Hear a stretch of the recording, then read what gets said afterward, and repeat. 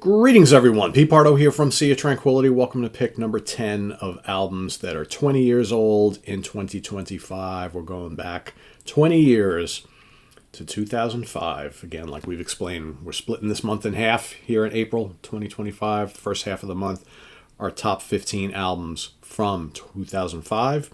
Second half of the month, our top 15 albums from 2015, going back 10 years.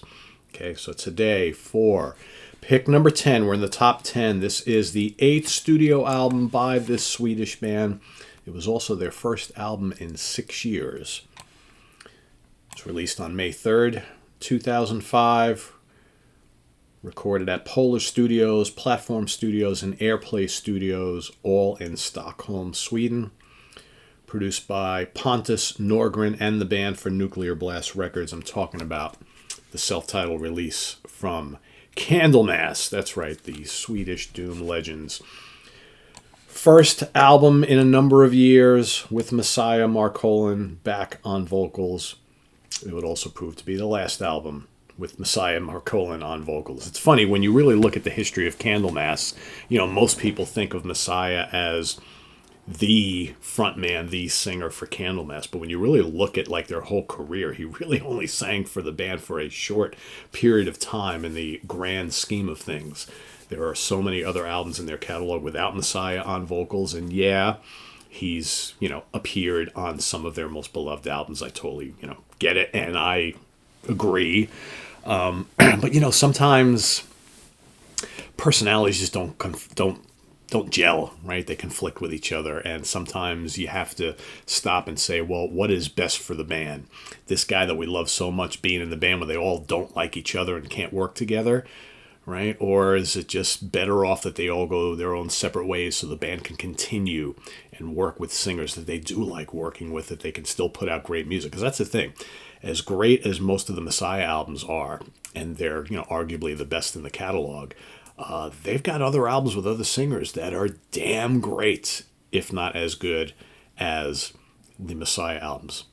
Think of the debut, the most recent albums, all the albums with Rob Lowe. Those are killer, and plus they had a bunch of different singers between the Messiah years and shortly thereafter, right? But Rob Lowe was the singer for quite a number of years as well. Now we got Johan Bach on lead vocals, right? So it's just an amazing career for this band that no matter who was singing, they released some amazing, amazing albums. But, Nightfall, Ancient Dreams, this, right? It's the Messiah-led albums. That's the ones that we generally say, those are the ones. Anyway, let's take a look at the lineup here. So it's basically the, reuniting of the classic lineup. Messiah Marcolin on vocals, Mats Bjorkman on rhythm guitar, of course, the guy who cranks out all these amazing riffs. Lars Johansson on lead guitars, the guy who cranks out all those amazing, almost like neoclassical solos, Blackmore-type solos. You got the amazing bass player Leif Edling, the guy who writes all the songs and writes all the riffs. And then Jan Lind on drums, of course, with additional keyboards on the album from Carl Westholm. So what do we have on this just under hour-long album here? Hold on, let's see. I don't remember if they had a shot of the band. Yes, we do. So here they are, all dressed up in their suits and ties, right, all in black. There's Messiah out front. His hair's not quite as big as it used to be. I remember I saw the Messiah-fronted band back at L'Amour's. I believe it was on the Nightfall tour, maybe on the Ancient Dreams tour. I don't remember. It was so long ago. And I remember him being up on stage, and he's larger than life. And that hair, man, was just all over the place. Every time he moved, it was just had a life of its own. But anyway, back to the album. So it starts off with the killer, fun track called The Black Dwarf. I remember at the time it was just really cool hearing him singing for the band again, because he's got such a commanding vocal presence. Great singer. He's got that slight operatic thing going on, right? But just such a bellow, man. He's so the presence, even on album, right? You just hear it. It's just crazy because you got to have someone who's got powerful pipes to keep up and match up with the powerful riffs. That's the way it's got to go. Seven Silver Keys is awesome. Then you got Assassin of the Light, killer track. The amazing, doomy, epic Copernicus. A couple long tracks on here. You got the instrumental "The Man Who Fell from the Sky," which is very, very cool. I almost wish this band did more instrumentals because they always got really good atmosphere and dramatic and whatnot. Then you got the killer "Witches," the more straightforward "Born in a Tank," and then the last two tracks, man, big epics at the end. You got "Spellbreaker," and then the amazing "The Day and the Night," which is just about 9 minutes long. Again, just massive riffs, great soloing, but just that sense of foreboding atmosphere in their music, whether they're doing the faster, doomier stuff or the slower, doomier stuff. And then those dramatic Messiah vocals over the top, just absolutely killer. Killer stuff. And then if you get the reissue, right, you get Mars and Volcanus as the bonus track on here, which I don't have on mine because I bought this when it first came out, so did not get the reissue. So that's my pick for today. Let's go to the charts. Sweden, number 7. German charts, number 96. Did not chart here in the States or in the UK because, albums like this, mid-2000s, yeah. But us who knew, we're all over this thing, right? All over this thing. Yeah, it's amazing when you look at all the really great albums from Candlemass, just how many there are. It's such a big discography, and it's just one of those bands. God, have they ever released a stinker album? They've got maybe one or two that are not, that are good but not great. But man, I can't really honestly think of any of their albums that isn't just, a very solid to great type of thing. Especially, like I said, early in the catalog and the whole latter part of the catalog. And, they've also got a lot of really strong EPs as well, because for the last, 20, 25 years, they've put out, in between the full lengths, they put out, 4 or 5 song EPs here and there. They've got a whole bunch of those, so the discography is pretty immense. So, that's my pick for today. Candlemass, self-titled, The Return of Messiah Marcolin, and as it would turn out, the last time we would see him in the band. So let us know what you think of this down in the comments below, as well as list your pick for today. And we're in the top 10. See you tomorrow for number 9, of course, right? So what's happening on the channel coming up? So stay tuned in just a little while. We've got ranking the albums, going from Doom to Phil Collins solo, right? Yeah, ranking the albums, Phil Collins solo, coming up in a little bit. We got tonight, the next installment, I believe it's episode number 9, of the new wave of traditional heavy metal primer, featuring myself and Rich Catino. We got 5 more cool, newish bands to talk about from all around the globe that you'll want to put on your radar.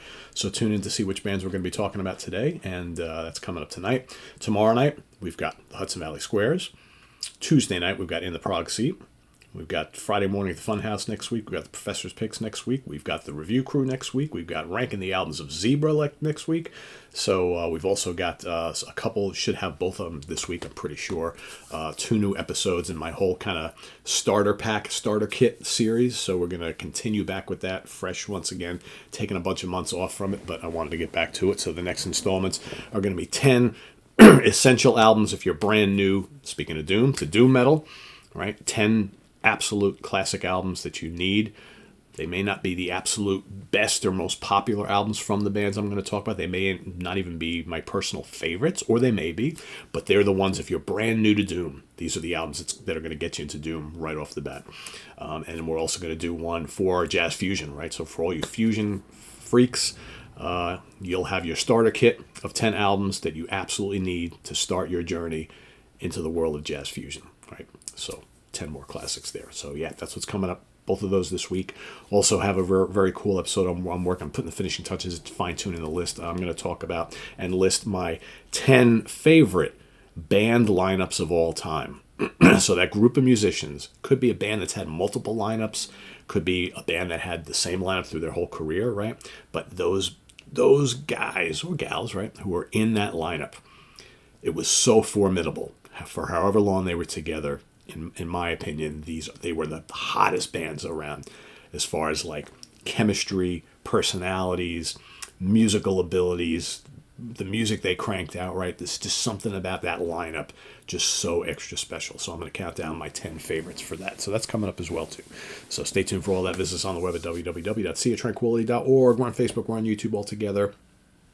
All the damn time. Please subscribe if you haven't already and click on that notification bell so you get alert of all of our content as a post.